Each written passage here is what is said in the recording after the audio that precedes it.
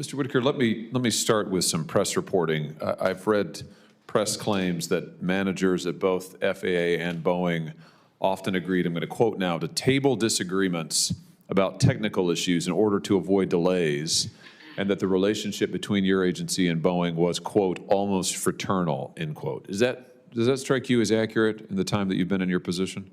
Well, in the time that I've been in my position, and particularly since January 5th, that I would not use that to characterize the relationship, no. Have you found, in looking back at your agency's conduct, are you worried about Boeing employees and FAA regulators being too close, potential conflicts of interest, or otherwise not the sort of rigorous oversight that's necessary being provided? I think there have been various chapters in that relationship, and I think particularly with the development of the MAX, some of the delegation of authorities that took place, and some of the processes in that era showed some culture problems between the two. So we're very focused on making sure that happens, and we also monitor to make sure we're not having regulatory capture and rotating our inspectors and our executives to ensure that.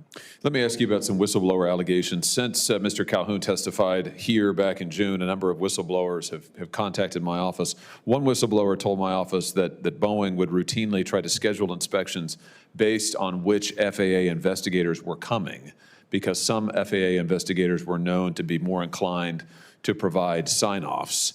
I think we've got a quote about this. When this whistleblower brought this up to Boeing, namely the sort of disparate treatment by different investigators, that he was brought into an office and told, don't push and do whatever your career can handle.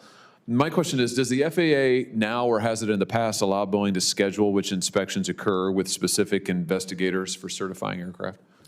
There are various types of inspections. Some of those are large paperwork inspections. Those tend to get scheduled. They're fairly intensive, weeks-long audits. The primary inspection happens on the floor, and particularly now that we have inspectors on the floor. I visited with the inspectors in Charleston and walked the floor with them. They have the opportunity to join the briefing meetings in the morning, the various level of management meetings, but more importantly, engage actually with the employees. So I think in this new regime we've had in place for the last 9 months, we have a much more of an ability to have a spontaneous inspection procedures and get better data that way. Okay, so it sounds like it's a yes maybe as to paperwork inspections. As to in-person inspections, you are not currently allowing there to be scheduled inspections, is that right? Those are more spontaneous, and in fact, if an inspector sees something he doesn't like, it on the spot, he can say, can I see the paperwork? Can I talk to the person that did this, and effectively go through an inspection at that point. Has the agency allowed scheduled inspections of any kind in the past? Just of the audit nature, both with the quality systems for Boeing, which are basically auditing their manuals and procedures, and also similar inspections that happen with suppliers.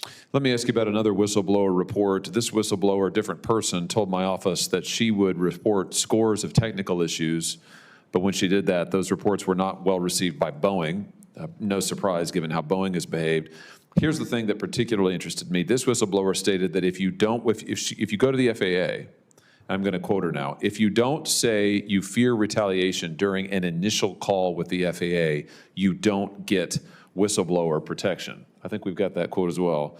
If you don't say you fear retaliation during the initial call with the FAA, you don't get whistleblower protection. Is that accurate? That is not accurate. You get full whistleblower protection with each outreach. Okay, so the FAA is not requiring whistleblowers to explicitly state that they fear retaliation in order to get whistleblower protection as defined by law. Is that correct? Sir. Yes, sir.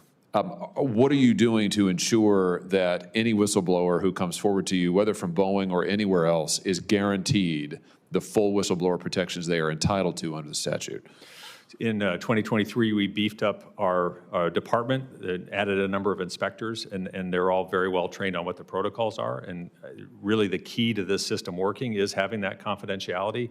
It is really the cornerstone of the system working. So we encourage people to speak up, and we are bending over backwards to make sure they're protected. Let me ask you about another whistleblower report. This whistleblower says that when she would go to the FAA with her concerns, these are reports of technical issues, other corner cutting by Boeing, that she often got relegated to an undesirable role. In other words, she was retaliated against. In one example, for instance, she did not receive overtime in her new role, which resulted in a $30,000 pay hit. And this whistleblower alleged Boeing routinely conducts retaliation in this way without raising any formal alarm bells. In other words, tries to retaliate, but sort of on the sly, as it were, and evade any FAA accountability or scrutiny. Are you aware of things like this happening?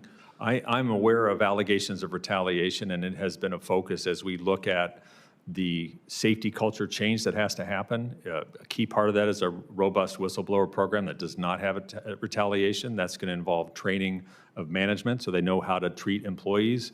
And anytime we get an allegation of retaliation, we bring in the Department of Labor and OSHA to investigate as well. And so has that happened recently? I mean, are you investigating? Have you brought in other relevant federal agencies to investigate possible cases of retaliation as it relates to Boeing? We routinely would bring in the Department of Labor if there's a retaliation allegation.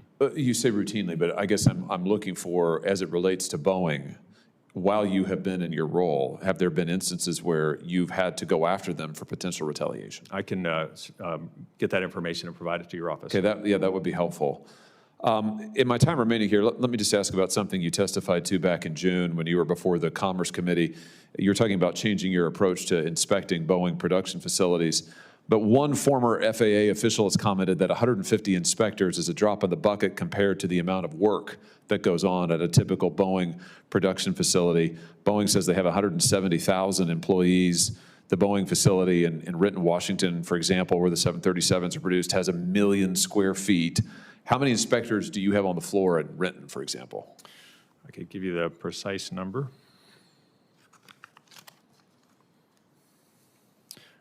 We currently have 11, and by the end of the year, we plan to have 13 inspectors there. So you have 11 on a floor of 1 million square feet. There are 12,000 employees at Renton. Are those numbers adequate? Our current assessment is this is a good start, and these inspectors are able to walk the line and talk to employees, and we feel like we're pretty well covered, but we will continue to evaluate that number as we go forward. Well, my time has expired. Thank you, Mr. Chairman. Thank you, Senator Johnson, for allowing me to ask these questions. I just want to say in closing that, listen, what's happened at Boeing is absolutely unacceptable. As I said to the CEO when he was sitting right where you are, for the CEO to have gotten a 45% pay increase as he did year over year while he wasn't paying his machinists out in the Pacific Northwest, while his planes are literally falling out of the sky, is absolutely reprehensible. They are destroying, he is destroying a great American company, and I don't buy this stuff that Boeing has a culture problem. Boeing has a leadership problem, and I just want to make sure, Mr. Whitaker, I'm glad you're doing the job you're doing. I want to make sure your agency is holding their feet to the fire. I worry about these reports that there's this sort of fratty culture between the FAA and Boeing. We need tough oversight there, and we're counting on you to provide that because, frankly, the American public deserve it when they get into an airplane, and the good people who work for Boeing deserve to be protected. Thank you, Mr. Chairman. Thanks, Senator Hawley.